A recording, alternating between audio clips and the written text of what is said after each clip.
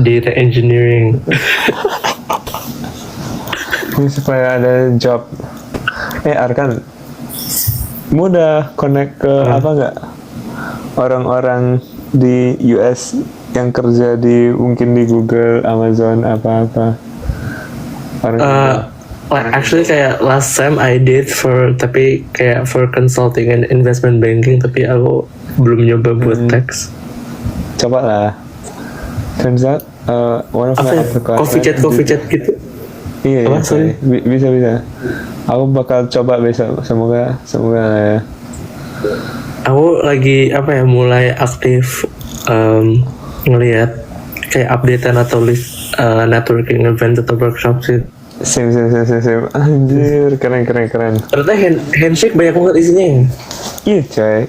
I think if you start applying in handshake, they will notice. Baru people would reach out to you gitu. Baru tinggal join gitu aja. Ini jam berapa? Itu jam 11.50 guys. Masih jam pagi lah. Masih pagi lah untuk mereka. Oh my god, bisa nggak ya? Ini bakal jadi kayak kalau ini jadi itu udah cukup banget di resume gak sih? Soalnya in resume biasanya cuma 2 project baru 2 experience gitu supaya fit one page gitu kan. Jadi I feel like semoga jadi.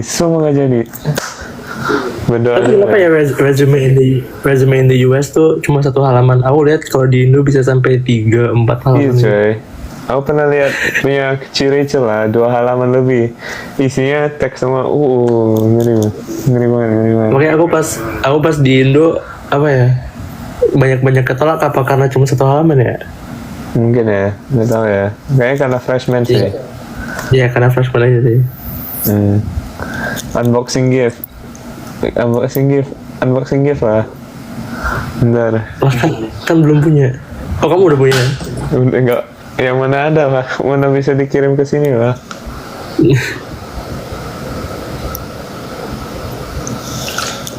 Aku ada full performative set loh. Bentar.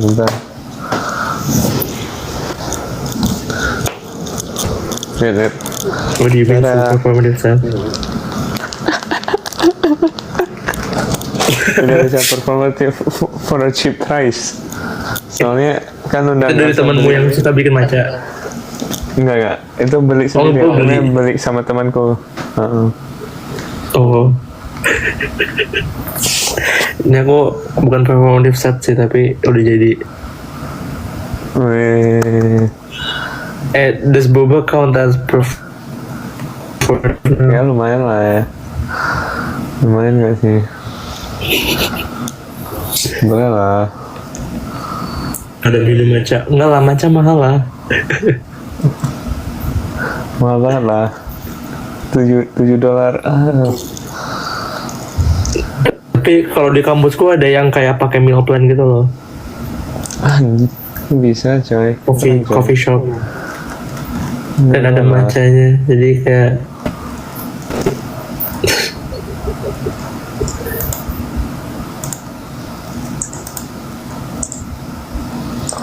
gimana ya? Bitcoin. Itu nanti buatnya di mana ya? Bitcoin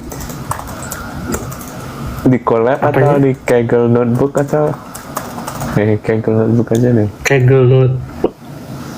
Ya. Dari collab pindah ke Kaggle Notebook malah.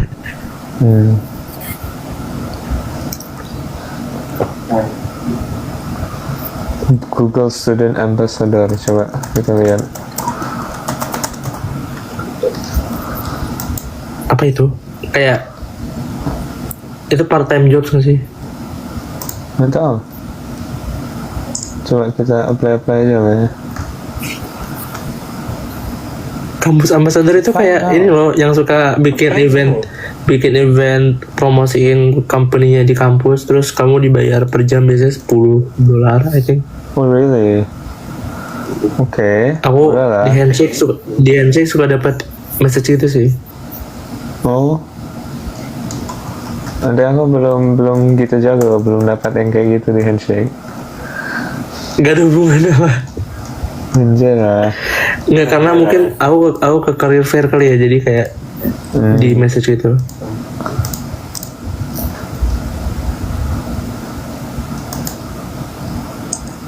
Loki trick maybe to get apa ya, employed itu career fair, terus ini ya apa, ngobrol terus scan QR, terus kayak setelah itu kirim kayak thank you email. Mungkin ya. Iya, nggak salah ya. Junior year harus gitu sih. Junior year udah harus nggak usah ambil kelas susah lah. Udah saatnya setiap hari cuma. Tapi aku kayak agak harus sih.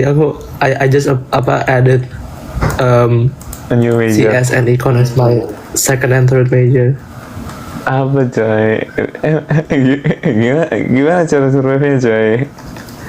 Karena banyak yang double count, kayak economics tuh econometricsnya banyak yang kehitung buat apa systems, and then kalau CS sama systems itu banyak gabung di system design sama AI and data science. Wow. Jadi banyak yang double count lah. Ini triple major lah. Apa cok? Sepuan. Ya, karena aku setelah ngambil econ di sini aku merasa aku suka banget sih. Bagus. Aku tahu apa. Kamu ngambil econ ya? Aku ngedrop. Kamu ngambil econ? Ngedrop coy. Pengen Itu coba. hal kedua yang dipelajarin gak sih?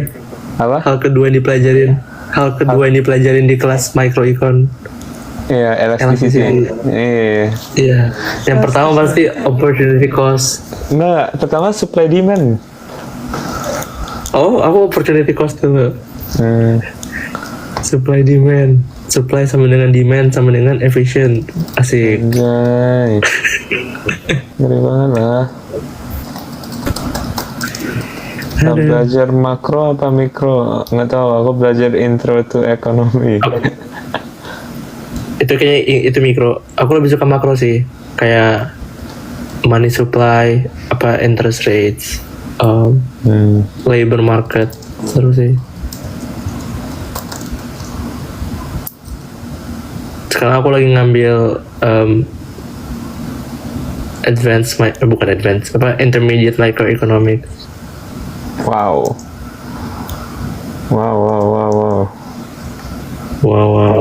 Ngeri banget lah ini organ sepuh lah. Enggak, aku karena nggak bisa dual degree, aku mau kayak gitu aja sih. Triple major doang ya. Iya. Nah, Iya, sama dengan CIGNX, betul. Apa itu? Itu ngitung GDP. Ngitung GDP caranya C-nya itu consumption, I-nya investment, G-nya government spending, NX-nya itu net export, export kurang import. Itu harus kamu dapat kalau nggak ngedrop kelasnya. Wah, and DSA at the same time. Aku ambil DSA and CP at the same time lah. Apalah, hancur. Aduh, bisa lah. Aku belum bisa ngambil DSA. Tadinya mau semester ini, tapi ternyata harus ngambil Math Foundations dulu. Oh ya? Iya, kayak basically discrete math lah, sama proof based gitu. Lah, itu sebelum DSA. Iya, sebelum DSA, makanya aku kamu gila susah banget dong anjir. Kenapa? Enggak, maksudnya DSA susah dong. Soalnya butuh discrete, butuh apa semuanya. Enggak tahu ya. Semoga enggak lah. DSA aku kelas kedua CS. Oh iya? Iya. Oh, aku kelas keduanya discrete math. Discrete setelah DSA biasanya. Oh. Aku kayak prerequisite ngambil DSA tuh discrete math dulu. Tapi yang bener gitu nggak sih? Kayak biar bisa nentuin algoritma mana gitu-gitu. Nggak tahu. Aku rasa, I don't know. I don't feel like they're that kayak emang relevan. I don't know. Relevan sih kan, orang OSK informatika bukannya kayak matematika full. Iya sih, nggak salah ya. Iya, I don't know lah. Hancur lah. Bisa lah, bisa. Kalau mau data structure apa yang input outputnya itu bisa dibuang dengan gampang Input output dan dynamic. Sorry, Depan sama belakangnya. depan ya DQ dong. DQ. Apa lagi terus di testing lah. Nah, aku juga cupu lah. Lebih cupu lah. Aduh, aku kemarin ngerjain yang Citadel kan. Yang nomor 1 full test case. Yang kedua cuma setengah lah. Udah, nggak apa-apa lah. Aku belum sejago Ben lah. Minimal ada kerjain. Dikerjain.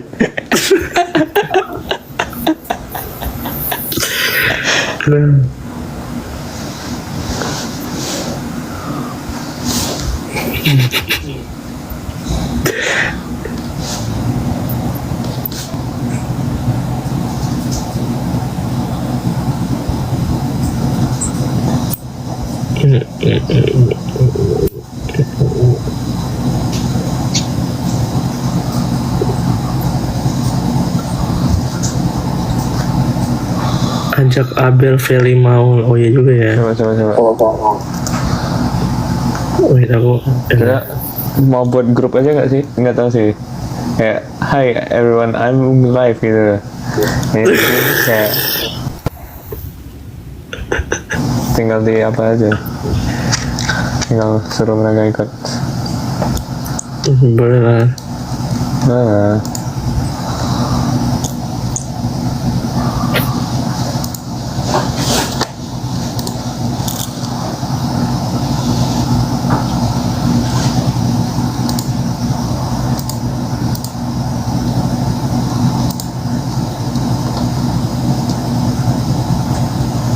Woi, malu deh, malu. malu.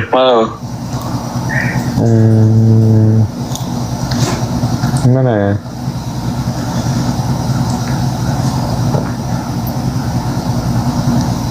Oh, undang teman. Oh.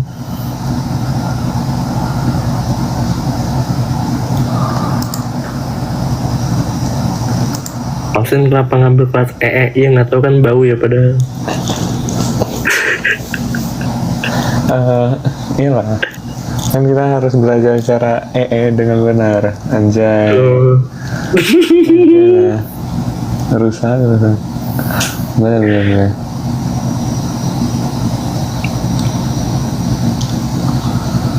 Geng US. Gimana ya? Is anyone online right now? Enggak, ya aku nggak baru deh ini.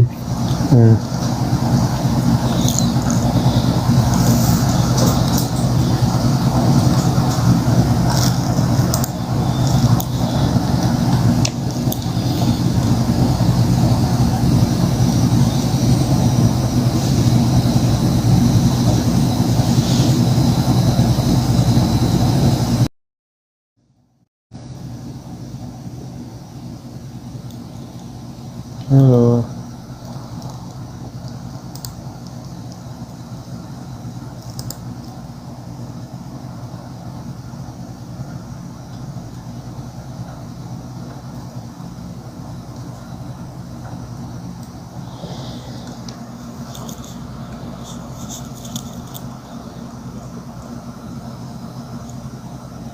Lagi apa? Lagi lihat-lihat soal lah.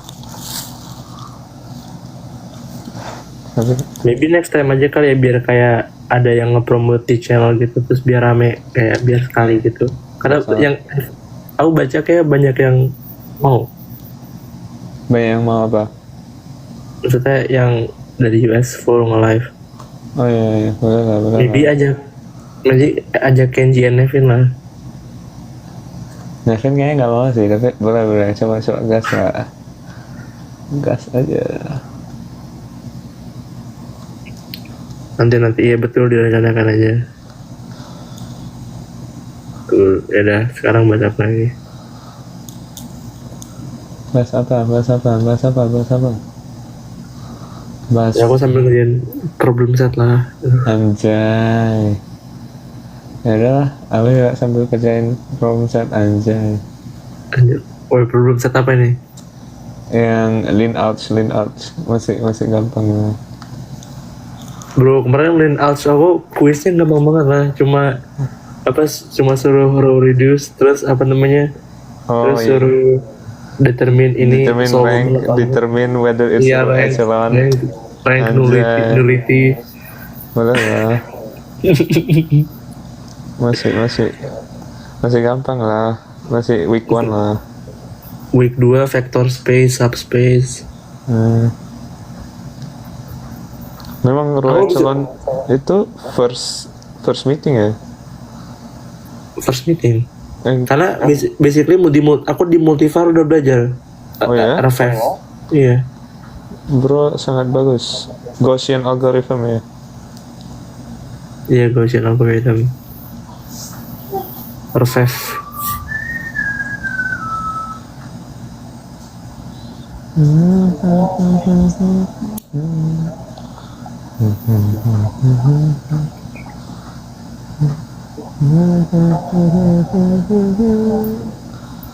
Tapi aku apa ya, baru kayak hari Senin lalu discover kalau di Clash Royale itu ada game feature yang namanya merge tactics. Oh, auto chess kan? Iya, auto chess. Bro, gampang banget lah. Aku nggak pernah menang lah. Mungkin mau jago aja. Oh iya. Jai. Enggak. Nggak lah. Aku kelas sambil main lah. Nih nggak boleh lah. Nggak baik lah. Kan itu gak ditonton. Hah? Kan itu nggak aktif main. Oh, iya sih. Ngeri banget lah. Nge-spam goblin aja pasti menang. Oh ya? Karena goblin itu basically kalau kamu pilih kayak affiliation lain itu apa namanya? Kayak trading lah, tapi kalau kamu pakai goblin itu kayak investasi, jadi kayak dia kan tiap ngerang double jadi lama-lama level 3. Oh. Dan kayak kalau di auto chess ini kayaknya level itu sangat Berpengaruh ya. berpengaruh, lebih berpengaruh daripada perks of affiliations. Ya, Udah. Noted. itu nggak penting sih. Aku langsung menang ya. Semoga. Coba, bisa lawan aku nggak auto chess? Ya kan berempat ya.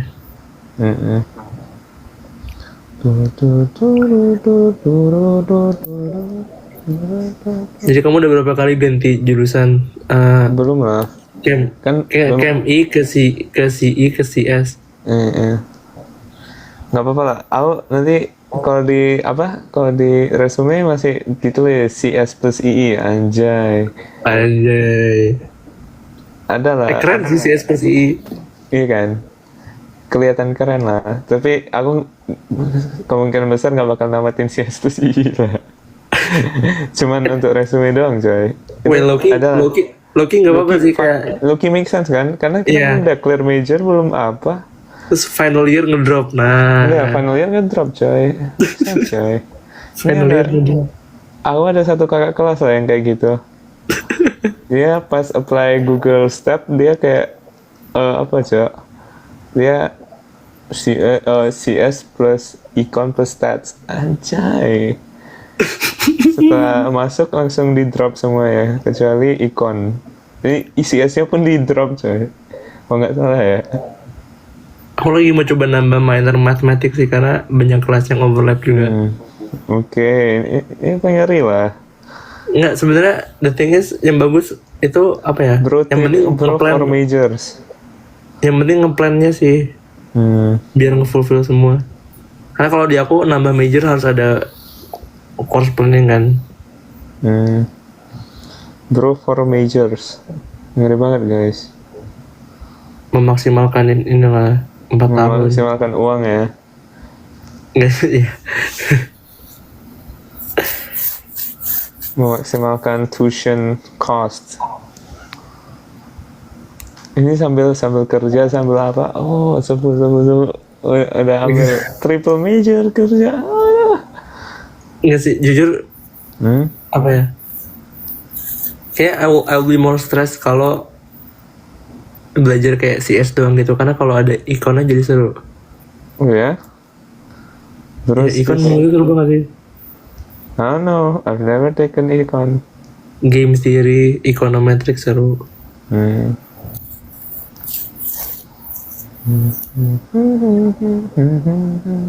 Betul, memanfaatkan sang cost.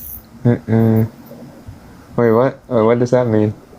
Sang cost itu basically Apa? Sang cost itu basically kamu udah invest di satu tempat dan kamu nggak bisa ngambil itu balik, jadi kayak udah anggap aja itu udah hilang. Kalau kamu lagi ngitung opportunity, contoh kamu beli tiket konser terus dalam dia tuh last cancellationnya 24 jam sebelumnya. Nah, kalau udah 10 jam sebelumnya itu kamu misalkan bilang, aku nggak mau datang ke konser lah, terus kamu bilang tapi udah bayar sih. Nah, itu namanya sunk cost. Harusnya kalau secara ekonomis itu udah nggak diperhitungin karena udah nggak bisa balik. Jadi kata-kata ya kalau udah bayar itu udah nggak pengaruh sebenarnya. I see. Sunk cost. Lah. Kalau inheritance apa inheritance? Kelas ke subkelas. Apa coba? Apa? Emang enggak, ini ada ekonominya enggak atau apa? Ya, nanya doang. Ini pop quiz. Oh, pop quiz. Oke. Inheritance itu jadi kan ada yang namanya kalau misalnya kita ada kelas namanya person, subkelasnya person, metodenya kan bisa sambil walk lah, mungkin walk ya kan. Oke lah. Jadi kalau kita ada subkelas itu firefighter mungkin. Nah, si firefighter itu inherit the method walk dari person. Jadi si firefighter juga bisa walk. Dan itu namanya inheritance. Nah, baru kalau nggak salah ada apa ya? Kalau di bawah itu ada namanya overriding kan? Iya, Overriding itu polymorphism ya kalau nggak salah. Oh, itu the same. Iya, polymorphism. Ya. Jadi kalau misalnya si firefighter itu kita define function walk-nya untuk keluarin air lah setiap kali dia walk kan. Nah, jadi yang bakal di call itu bukan walk aja, dia bakal call sambil keluarin air gitu. Kalau misalnya kita pakai firefighter.walk, dia bakal keluarin air, cus gitu. Nah, itu namanya polymorphism. Anjay.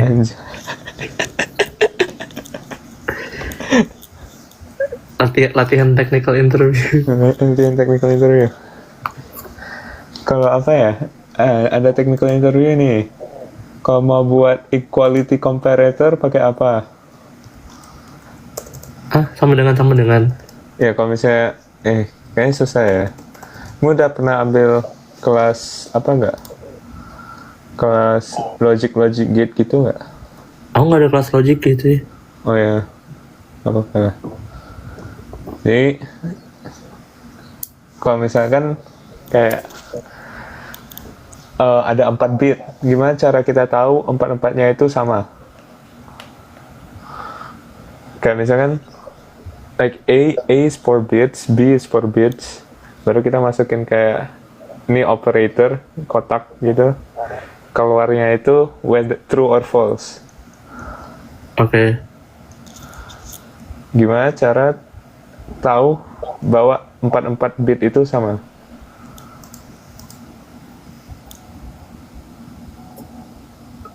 Kalau true. Iya, kalau true. Kayak apa logic gate apa ya? Jangan ya. Ini kalau di-explain ke apa? Penonton juga kayak kesusahan sih. Apa kepikiran. Tapi Arkan di mana nih coy? Apa? Hai. Nah ini simpelnya itu kita XOR semua baru nanti N. Ya aku udah XNOR ya XNOR. Udah lah, nggak tahu lah. Aku juga udah lupa caranya. XNOR itu artinya coba XOR itu apa? Coba. Oh iya, ini make sense. XOR itu apa? XOR XOR itu B itu eh,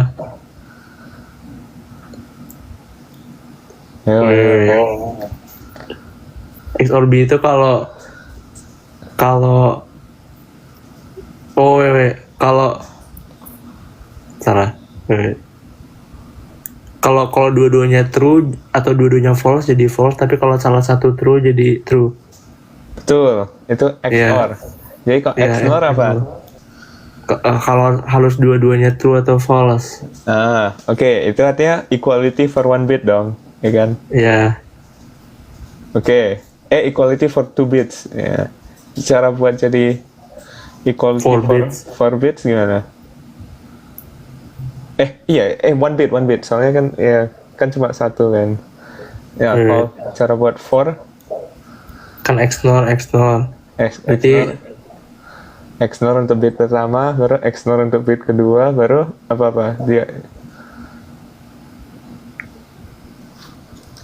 ya tinggal N dong. Iya, N doang kan. Makanya Iya. ininya gitu. Jawabannya memang cuma 4 XNOR baru nanti di N kan. Anjay. Aku nggak pernah ngambil kelas. Aku nggak ada kelas ginian. Seru gak? Seru. Kelihatan seru ya. Ini apa namanya? Nah ini guys, ini namanya XNOR. Jadi XOR itu ini kan OR itu yang lengkung. Bentar, kita lihat dulu ya logic gates. Nah.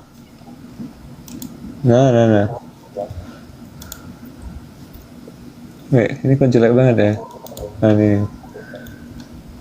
Kalau N itu kan kayak kotak gini, semicircle ya. Ini kalau mau jadi not, tinggal taruh ke nih bulat kecil. Nah, OR ini, honor ini. Kalau XOR ini, XOR ini ada satu kayak lebih cepat gitu kelihatannya kan, kayak ada tailwindnya, anjay. Baru XNOR itu ada bulatnya setelah itu. Nah, jadi cara tahu kalau satu bit itu sama, ya kan XOR itu logiknya kan ini ya. Ini XNOR. Iya. Nah, bentar, logik dari XNOR ini. Jadi kayak misalkan bilangan biner ya, betul guys. Jadi A XNOR B itu 1. Soalnya kenapa? Karena A XOR B itu kan A Sama-sama. atau B, salah satu doang. Iya. Salah satu dari A atau B. Jadi kalau misalnya XNOR tinggal kita notin kan. Jadi tinggal not. Jadi nanti A XNOR B itu 1. Kalau misalnya dua-duanya itu 0 atau dua-duanya 1. Kalau inverter apa coy? Inverter apa ya? Inverter bukannya pengubah AC ke DC dan sebaliknya. Waduh. Kok nggak salah ya? Bentar. Aku taunya, aku kayaknya sempat cuma belajar sampai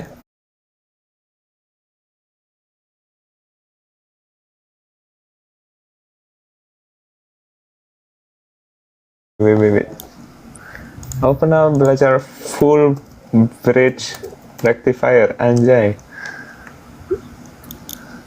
Kalau nggak salah ini untuk convert semua AC ke DC. Termasuk inverter gak ya? Nggak tahu ya. Itu inverter. Ini inverter. Iya. Oh ya, mau ambil berapa SKS Arkan? Aku semester ini ngambil 6. Jadi semester 1 aku 5,5, 2 6,5, semester ini 6. Wow. Kamu? Ngeri banget lah. Kamu berapa? Aku 20 berapa ya? 20,5. Maksimalnya berapa? 21. 6 itu melebihi maksimal nggak itu? Itu melebihi. Maksimal 5,5. Ngeri banget lah. Jadi kayak harus submit form request nambah gitu. Itu berapa semester dapatnya? Berapa semester apa ya? Dapat ngajuin itu. Oh, itu per semester ngajuin lagi. Kayak tadinya aku mau ngambil this bullshit entrepreneurship class atau apa financial modeling, tapi itu kan cuma setengah SKS. Tapi jadwalnya nggak ada yang pas lah. Ya, kasihan lah. Financial modeling. Oh, walk me through DCF. DCF apa? DCF itu discounted cash flow. Itu pertanyaan technical interview kalau banking. Oh. Jadi DCF itu basically kamu cash flow itu kan harus keluar masuk uang. Basically uang yang secara accounting, secara physically kamu punya sekarang, nggak ngitung leverage atau any risk gitu kan. Terus dari free cash flow ini nanti di adjust pakai ada namanya 1 plus discount rate. Yes, 1 plus discount rate. Discount rate ini itu ambil nilainya dari weighted average capital cost. Wow. Itu tuh weighted average capital cost. Jadi kayak per tahun kamu ngambil dari, let's say kalau kamu belum punya, let's say kamu startup, kamu ngambil dari company yang mirip gitu atau dari yang satu industri. Terus itu basically kayak dari seluruh expenses kamu yang masuk ke capital tuh berapa, nanti dihitung itu nilai dalam persen, terus itu dipangkatin terus per tahun. Nah nanti let's say kamu bikin DCF buat 10 tahun. Nah dari 10 tahun itu nanti diakumulasiin, nanti dapat NPV atau net present value. Nah net present value bisa juga dapat IRR atau internal rate of return. Nah jadi kalau lagi ada bahas startup misalkan ngomong IRR-nya berapa, nah itu berarti dia perbandingan antara NPV sama initial investment dia gitu. Nah itu DCF. Basically buat valuasi dari internal. Iya. Laporan keuangan. Wow. Belajar baru lah, ngeri lah, sepuh lah. Tapi kalau startup gitu, kalau belum punya cash flow kan. Kalau startup kan secara logika nggak bisa divaluasiin karena dia kan instead of dapat untung dia kan bakar duit kan. Jadi kalau valuasi negatif. Enggak, kalau startup nggak pakai DCF tapi pakai namanya lupa lagi. EBITDA scale. Nah EBITDA scale ini jadi basically kamu milih kayak 5 kompetitor di industri yang sama. Let's say kayak startup kamu di bidang AI, nanti milih 5 perusahaan AI, cari EBITDA-nya berapa, terus itu BTW EBITDA itu aku lupa singkatannya. Expenses before interest, tax, depreciation, and amortization. Basically aku tahu amortization apa. Bentar. Itu kayak kalau dia kan kalau misalnya O of N untuk kenapa ya? Kalau misalnya O of N-nya cuma dikit banget dalam kayak N yang sangat besar, misalnya every 2000 gitu lah, baru nanti every 4000. Ini kan kayak apa, inserting to a dynamic list itu kan O of 1 amortize anjay. Sama nggak? Mau tahu kan? Aku nggak tahu the CS term of amortization sih. Oh, bentar, coba kita suruh ChatGPT. Amortization for CS. Ya, spreading the cost gitulah. Kayak kalau misalnya O of N untuk sangat dikit, dia kalau misalnya di average kan jadi O of 1 gitu kan. O of N, O over n cases, tapi other n casesnya cuma O of 1, ya itu amortize-nya tetap O of 1 gitu. Karena kayak average. Udah, maaf. Aku susah, nggak bisa explain dengan benar, coy. Ya mirip-mirip lah, kayak basically amortization tuh apa ya? Pokoknya value-nya berkurang karena pengaruh makro sih, kayak Oke, beda sih. iya sama kayak Apa, kan Cak? uang makin lama makin nggak berharga kan. Nah ya udah itu kayak gitu. Oh, itu namanya. Oh. Ini efek dari inflasi.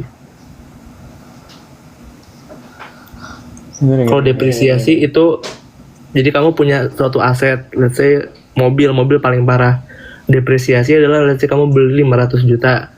Ketika udah jalan 100 km nanti berkurang value-nya, let's say jadi 200 juta. Itu namanya depresiasi. Benda apapun ada depresiasinya. Tapi kayak sebenarnya nggak terlalu apa ya? Ya, depresiasi. Nah gitu. Technical interview lain kalau consulting casing gitu sih. Ya, semoga untung aku nggak apply ya. Oh enggak, tapi pertanyaannya suka ada yang gini loh, kayak dalam ruangan kamu kira-kira berapa koin yang muat gitu. Koin, Iya. Itu pertanyaan market sizing gitu. Emang iya. Iya benar. Coin is 10 centimeter cube in volume. Nanti diisi. My room is 24 by 6, so 24 times. Emang iya. Nggak, biasanya disuruh kayak thought prosesnya kayak suruh kayak perbandingan pakai sesuatu sih, let's say apa ya, kayak kulkas aku lihat satu jengkal tapi aku jarak berdiri 1 meter, berarti dia tingginya kurang lebih let's say 3 meter. Nah dari aku lihat tinggi ke atas itu muat 2,5 kulkas, terus dari samping ke lebar, dari lebarnya ruangan itu muat 10 kulkas. Jadi berarti dalam satu ruangan muat ruangannya kita asumsiin ruangannya persegi, jadi 100 dikali 2,5 250 dikali volume kurang lebih si kulkas ini. Tadi kan tinggi 3 meter, let's say bawahnya persegi 1 meter gitu. Jadi berarti kan dia 3 meter kubik. Ya udah berarti tinggal 250 bagi 3. Itu jadi berapa kulkas gitu. Tapi digantinya perbandingannya pakai koin aja.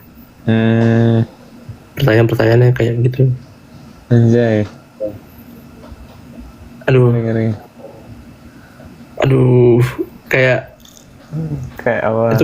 Itu pernah ditanyain sih pas aku mau masuk klub consulting lah di sini. Wih, ngeri banget lah. Masuk Kak? Enggak. Oh. Santai lah.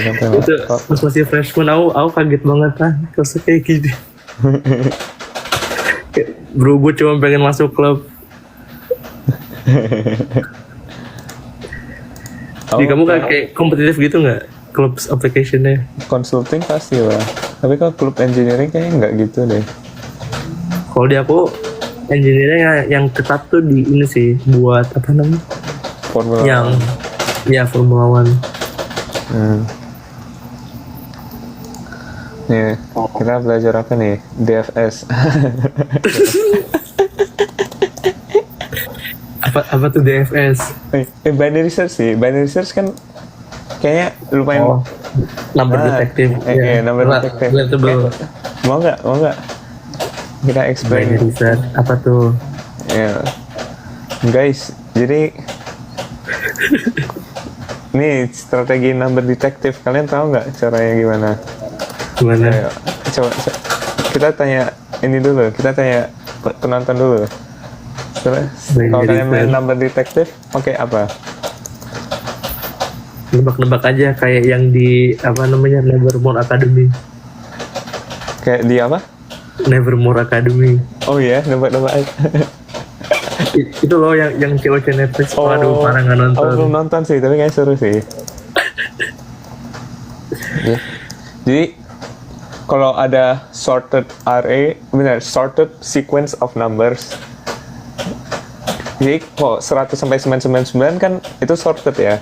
Soalnya kan dia pasti naik atas gitu loh. 100 ke 101 ke 102 ke 103 baru berapa naik terus kan. Nah, jadi kok kayak gitu lumayan expensive gitu kalau misalnya kita go through each number. Kalau misalnya kita mau go through each number 100 sampai 999 itu berapa nomor coba? 900 nomor kan? And that cost a lot of money. Yeah, that cost 900 operations. Mahal kan? Nah, jadi cara gampangnya itu jangan tebak ngasal kayak gitu. Cara gampangnya itu tebak yang di tengah. Kenapa? Karena ya kalau kita nembak di tengah, baru kita bisa tanya itu langsung. Kalau misalnya kita tebak di tengah 100 sampai 99 tebak tengahnya apa ya? 100 dan 999. Bentar, 100 plus 999. Oh, 550, sorry Iya, guys. 550. 550. Nah, kalau kita ada tebak di tengah 550, baru kita tanya, is it above 550 atau below 550 kan? Kalau above 550, artinya misalnya it's above 550, artinya 100 sampai 550 udah kebuang dong, udah kebagi dua gitu case-nya. Jadi itu langsung kita udah hemat 450 operations. Ngerti nggak? Tapi Nantinya baru misalkan dari 550 ke 999 kita ambil tengahnya lagi, itu berapa ya? 550 tambah 1000 pakai 225 bagi 2 nih 775 725 ya. Kita ambil 725. 725 Bentar, emang bentar, betul kah? Kayaknya salah ya? 77 725 725 nggak sih? Bentar. 550 plus 1000 over 2. 1550 over 2. 775, maaf. Matematika main jelek coy.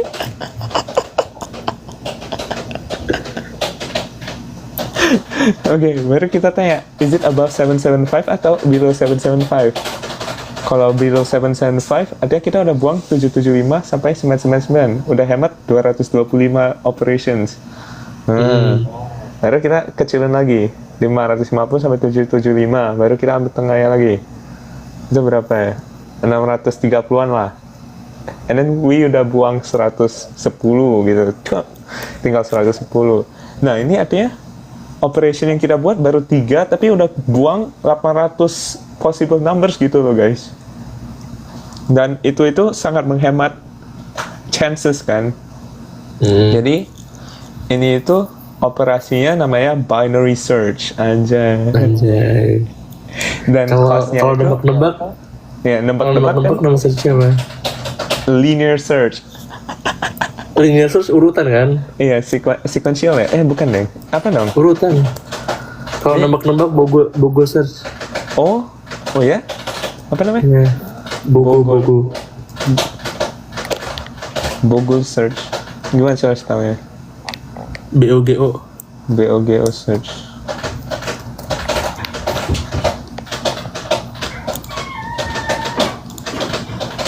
Ya, tapi begitulah guys. Itu namanya binary search dan cost untuk do the whole operation cuma log 2.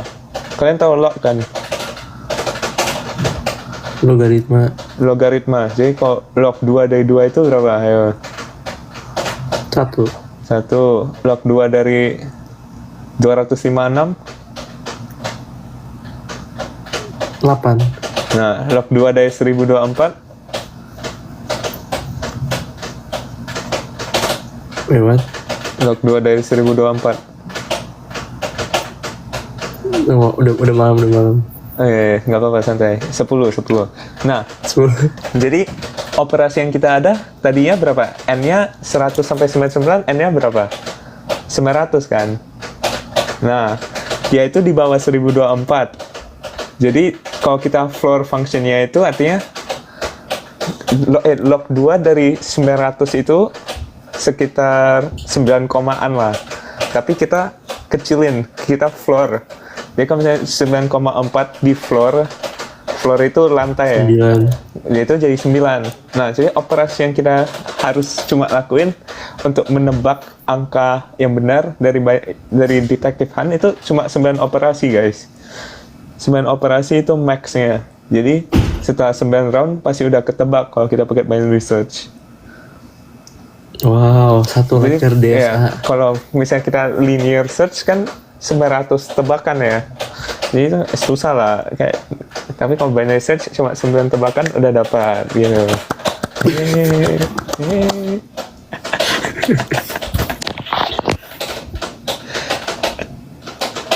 Tapi kalau number kita udah ketahuan gimana, Kak? Ya, itu makanya tadi kita worst case ya. Worst case itu 9 tebakan. Jadi kalau kurang hoki ya 9 tebakan. Tapi kalau hoki bisa di bawah 9 tebakan gitu. Bisa 4 tebakan.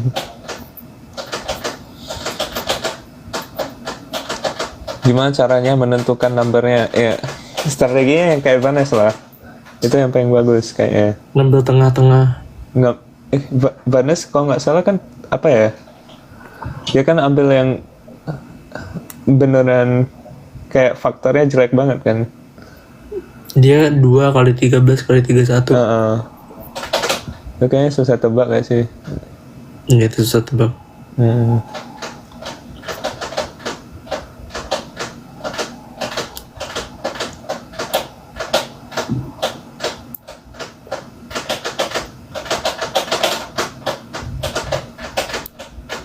Dah.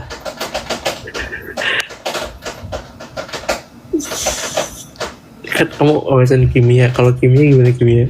Kimia apa ya? Mau belajar apa? Organik. Fisika apa fisika? Fisika kita bisa belajar ini Gauss. Oh, Gaussian theorem. Anjay.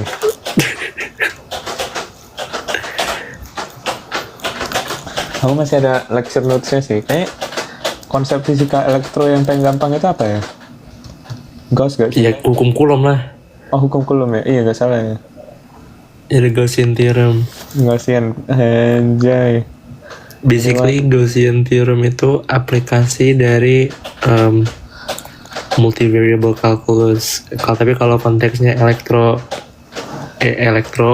itu closed integral tertutup. Integral tertutup itu adalah kita ngambil suatu surface yang tertutup dalam satu unit lingkaran gitu. Nah, suatu surface yang tertutup itu misalkan kalau kita ada kayak kotak. Ya, ada kotak atau ada bola atau apapun lah yang tertutup, bentuknya boleh apa aja, tapi diusahain kalau mau Gaussian theorem ini applicable itu yang simetris. Itu rumusnya closed integral dari E dikali E itu medan listrik didotin sama dA. dA ini adalah kayak potongan luas dari surface yang kita ambil kan. Nah, itu sama dengan Q yang di dalam atau kayak semua muatan. Jadi apapun muatan yang ada di boundary yang kita set tadi itu tuh masuk ke muatan yang kita hitung. Itu dikurangin dibagi sama epsilon 0. Epsilon 0 itu atau epsilon itu permeabilitas sebuah ruang gitulah. Jadi intinya si hukum Gauss ini menjelaskan kayak listrik ini kan dia ke semua arah ya. Jadi kayak menggambarkan flux sih sebenarnya. Flux dari satu titik muatan itu dia ada ngarah kemana aja sebesar apa gitu. Udah. Itu Gaussian theorem. Ini konsepnya ya. Betul. Jadi kalau dalam area ini itu charge-nya berapa? Tebak guys. Misalkan charge ini Q ya, plus Q ya. Kalau di sini nggak bisa ya. Masih plus Q dong? Masih plus Q.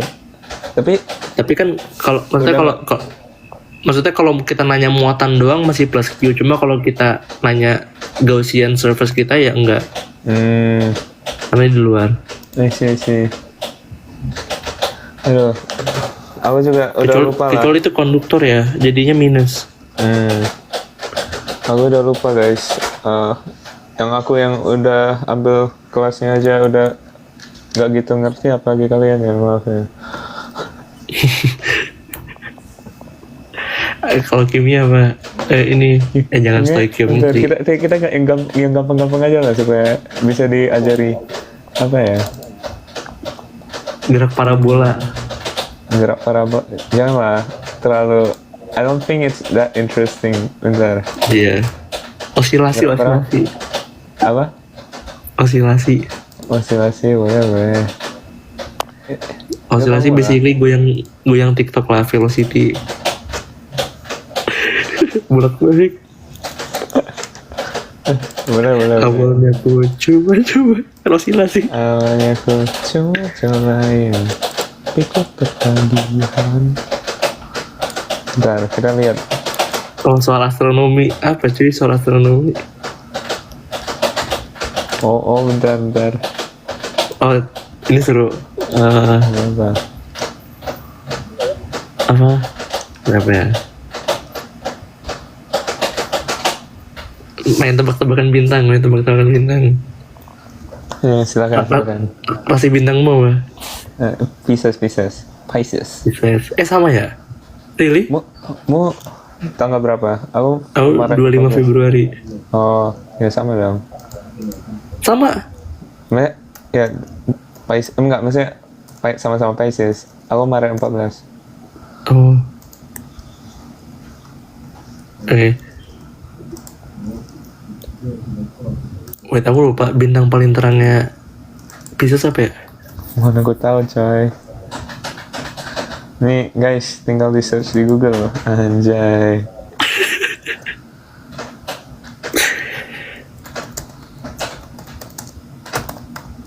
Lupa lagi.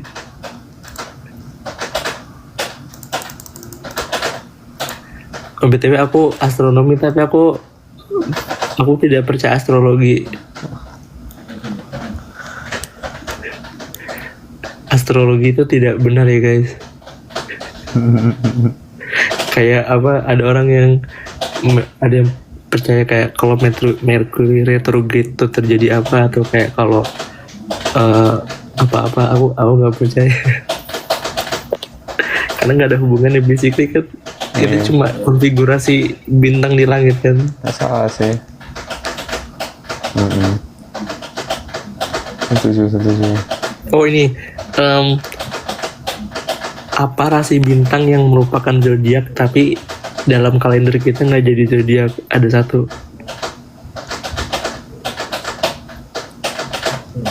Nggak tahu. Ada namanya Ophiuchus. Emang rasi itu zodiak? Itu zodiak itu definisinya kan rasi bintang yang dilewatin matahari selama 1 tahun muter kan. Oh, interesting. Ini Ophiuchus, pada tahu. Baru tahu ya. Keren. Oke, terus rasi apa yang paling gede? Ini tebak aja lah ya. Iya, namanya Hydra.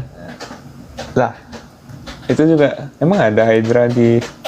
Ada. Rasi bintang kan ada 88. Oh, rasi bukan zodiak ya. Mobilnya. Aries kecil sih. Aduh, maaf lah. Yang nggak penting ya. Saya nggak gitu jago. Oh, mungkin yang seru apa ya? Nih, interview questions, anjay. Astronomy interview questions apa coy? Apa coy? Emang bisa? Oh, kosmologi seru. Ini quant interview questions, anjay. Bentar, kosmologi dulu. Oh, kosmologi dulu, siap. Kosmologi itu basically mempelajari gimana alam semesta itu mengembang. Jadi dari black hole, dari Big Bang alam semesta itu terus mengembang sampai sekarang kan. Makanya ada yang namanya, kalau kita ngamatin benda jauh, ada namanya redshift. Tau redshift nggak? Redshift itu basically kayak pergeseran spektrum. Nah, jadi karena efek dari pengembangan alam semesta tadi, selain benda-benda di langit tuh bergerak relatif terhadap bumi, mereka tuh juga gerak karena ya basically space time-nya gerak. Jadi ada kalau kita ngamatin galaksi apa pasti nanti gelombangnya Expand gitu. itu frekuensinya berubah, panjang gelombangnya berubah. Ini diukur pakai yang namanya konstanta Hubble. Tahu kan teleskop Hubble? 6,33 kali 10 pangkat min 34 dibagi 2pi, bukan? Apa itu? Konstanta Hubble kan? Oh, Bukan ya? Hubble. Oh, Hubble apa? Oh, bukan ya? Beda-beda. Sorry. 6,02 kali 10 pangkat min 34. 6,22 kali 10. Oh ya? Oh Nggak, iya. itu enggak apa? 6,022 kali 10 pangkat min 34. Kayaknya itu angka konstanta Hilbert deh. Bentar, coba lihat. Itu Avogadro, coy. Oh iya. Mesin kimia coy. Maaf. Stefan Boltzmann 5,67 kali 10 pangkat min 22. Bener nggak? Enggak. Itu bukan Avogadro coy. Avogadro 6,022 kali 10 pangkat min 34. 10 pangkat min 34 itu konstanta Avogadro. Hilbert coy. Avogadro, coy. Avogadro itu 10 pangkat 23. Oh iya 23 ya? Oh iya. Planck. 6,67. 6,636. Oh, Planck yang per 2pi. Aku pikir itu simbolnya Hilbert kan. Makanya aku kayak Oh yang per 2 pi itu yang ini ya, apa namanya? Bahasa Indonesianya konstanta Nggak tahu. Planck aku lupa. Enggak tahu. Oh, speed of light aku apal sampai berapa digit ya? Ngeri banget lah, udah kayak pi gitu ya. 29979224458. Irrational atau rational? Itu rasional sih, karena kayaknya udah eksak. 29979222458. Jadi kalau ada yang nyuri HP aku, passwordnya itu ya. Bentar, sorry. Oke, repeat. 29979222458. Itu rational dong ya? Iya, itu password HP aku. Oke, siap. Nanti tinggal lihat aja ya. Jarak rata-rata matahari bumi. Kurang tahu. 1,4959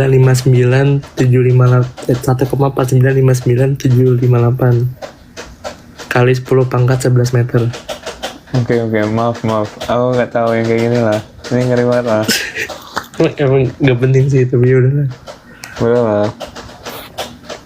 Bentar, ini aku ada nih sebuah soal lah. Aku juga nggak tahu cara jawabnya gimana. Apa? Even before Oh ini kuant. Anjay. Suppose you roll a 6. What is the probability you won't see an odd numbered face until you have seen all even numbered faces?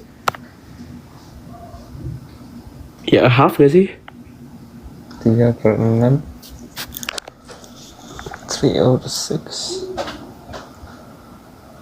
Like Iya kah?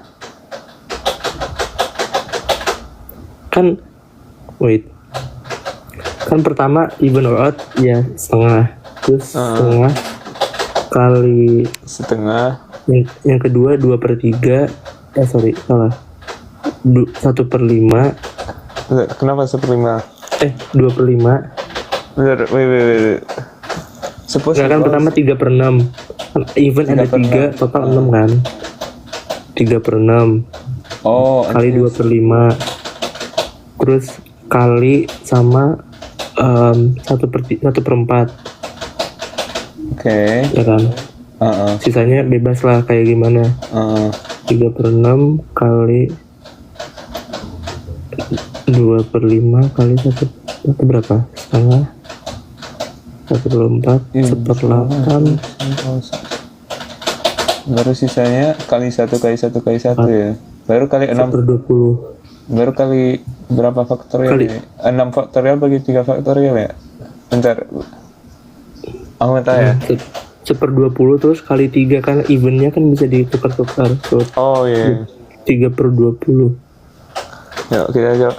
Anjir. Dan by law of generality harusnya case yang dia ngulang nggak ngaruh sih. Jadi 3/20. Bener nggak? Aduh. Oh 1/20 nggak perlu kali 3. 1/20 kan? Iya, 1/20. Bener coy. Nirvana dikasih kodenya juga lah. Let's go. Sepuh. Oh ya nggak perlu kali 3 ya? Nggak perlu tukar. Sepuh arkan. Ya silakan apply quant. Fusik. Apalagi? Apalagi apa lagi ya? Soal Quant. Soal quant. Maaf lah probability ku. Nanti bentar. Dot placement nih 1/10. Apa yang 1/10? Apa? Difficulty-nya 1/10. You place 3 dots along the edges of an octagon and at random. What is the probability that all 3 dots lie on distinct edges of the octagon? Well, 7. kayak choosing 8 aja nggak sih? 8 ini dots tuh nggak distinct ya. Jadi 8C3. 8 3 5 8 7 6 5 6. Pertanyaan apa? Probability. Berarti 56 per sorry 56 per total permutation berapa ya? Oh 56 per 8 faktorial, which is 87. Berarti 6 faktorial 30 720 1/720. Seperti apa? Bentar. Wait.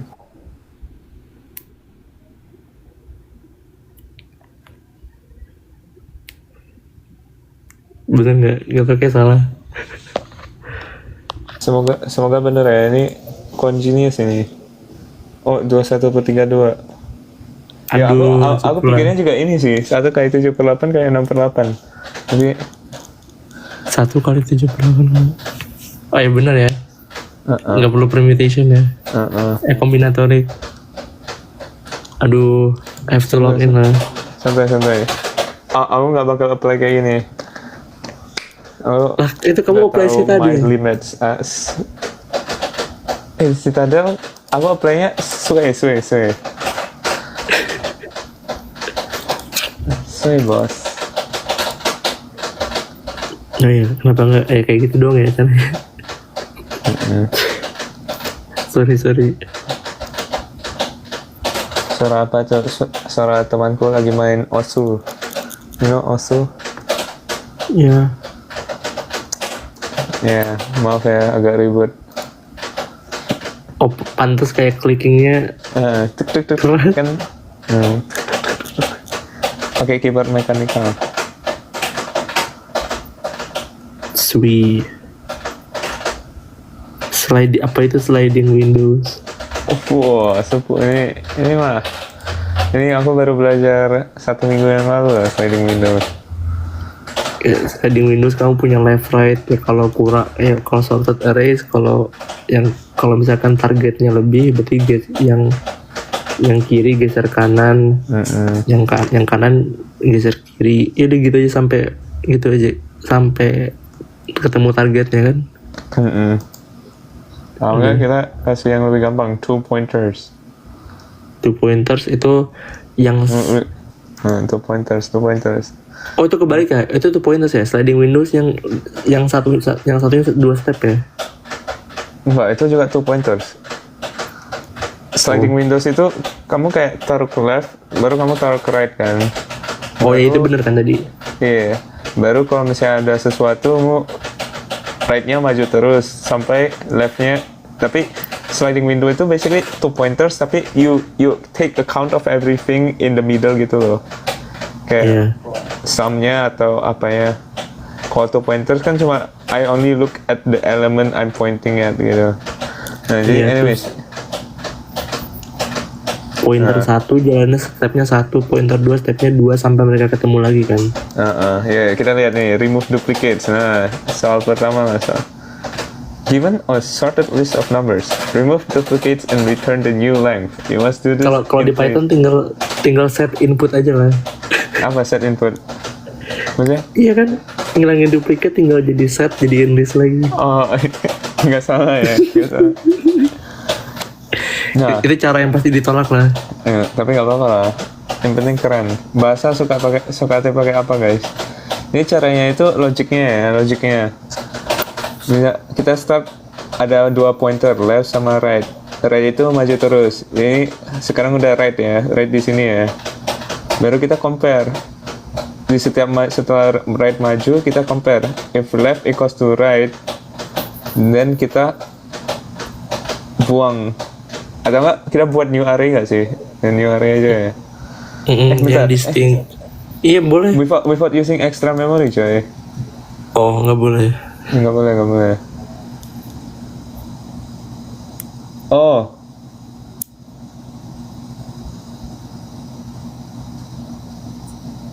Gimana ya? If left equals to right. Udahlah kita lihat explanation aja lah ya. Nah ini maju 1. Oh udah sama. Oh oke. First number pointers change, move slow pointer by 1. Baru update it. Oke. Baru maju lagi. Oke, update. Oh gitu. I'm so cooked. I cannot do live coding.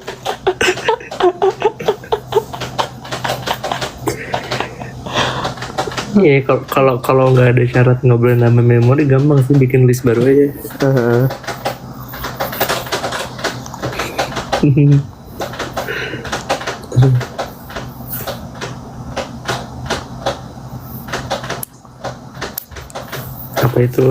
Apa itu Sharpe ratio? I don't know. Sharpe Ini ratio pelajaran itu apa? Ini quantitative trading. Sepuh. Waktu itu pernah pas Kenji di sini dia kayak ngajarin aku konsep-konsep kuant dikit lah. Apa contohnya? Sih. Nggak tahu, tapi general sih. Kayak dia bilang dia gagalnya pas di mana padahal cuma simple ekonomi. Nah, kayak wow, oke. Nggak tahu lah. Aku kurang bisa explain juga soalnya udah lupa bahasanya apa.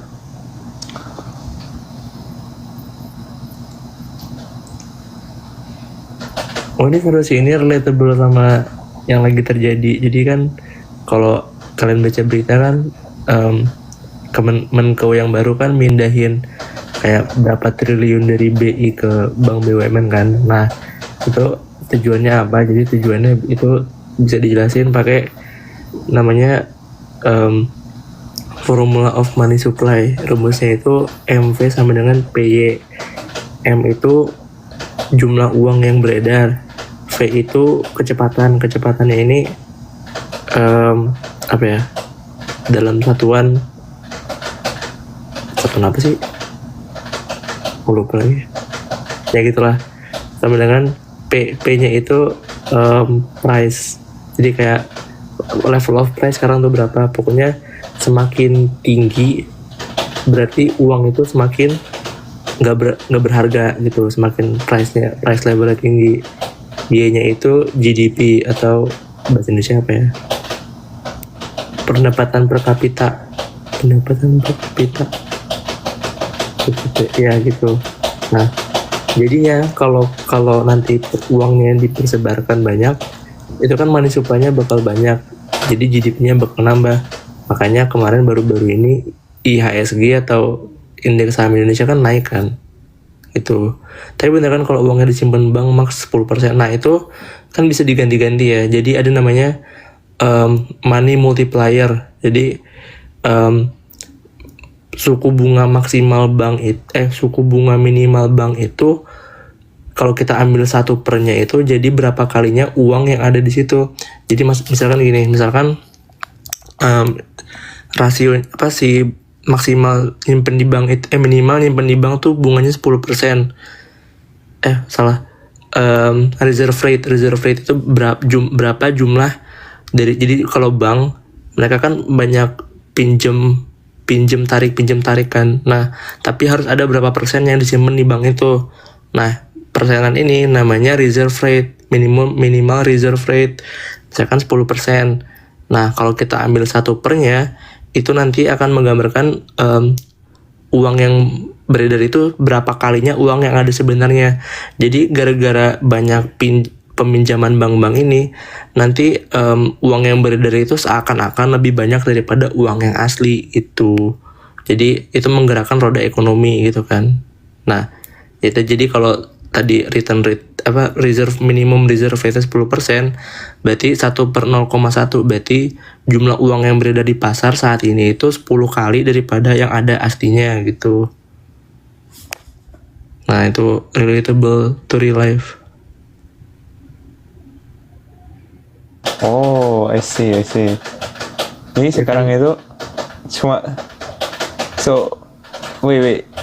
Ini itu uang di pasar itu uang yang dipakai untuk apa? Untuk analisis. Uang in general aja, kayak uang yang ada di Indonesia. Oh, I see. Minimal kita sebenarnya nggak sebanyak itu uangnya. Enggak. Iya, tapi menggerakkan ekonomi jadi nilainya kayak segitu gitu loh. Interesting. Iya.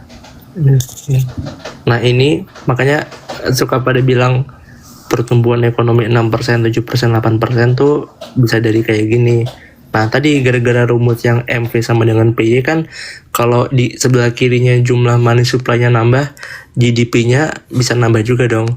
Nah, tapi perlu hati-hati sama hyperinflation. Kalau yang kiri naik, yang kanan juga bisa naik. Jadi itu nanti kalau ini kan namanya kebijakan fiskal ya. Jadi kalau setelah fiskal ini udah main, biar kita mencegah si yang naik malah price levelnya which menyebabkan hyperinflasi, kita harus netapin kebijakan moneter, either itu yang mengikat atau yang melepas, biar jadinya ekonominya tumbuh bukan malah inflasinya naik gitu. Makanya kadang suka tricky-nya kalau ekonomi kan kayak nggak eksak kayak STEM gitu ya, kayak apa namanya, harus apa ya, kadang kebijakan bisa malah ke arah yang sebaliknya kita nggak mau, jadi ya rumit juga sih. Boleh lah.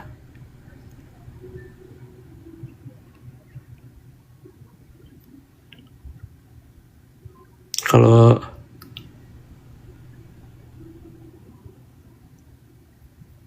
apa lagi ya? Oke, udah panas lah otaknya. Tapi seru. Seru lah. Lumayan apa buat belajar lah. preparing brain back to school.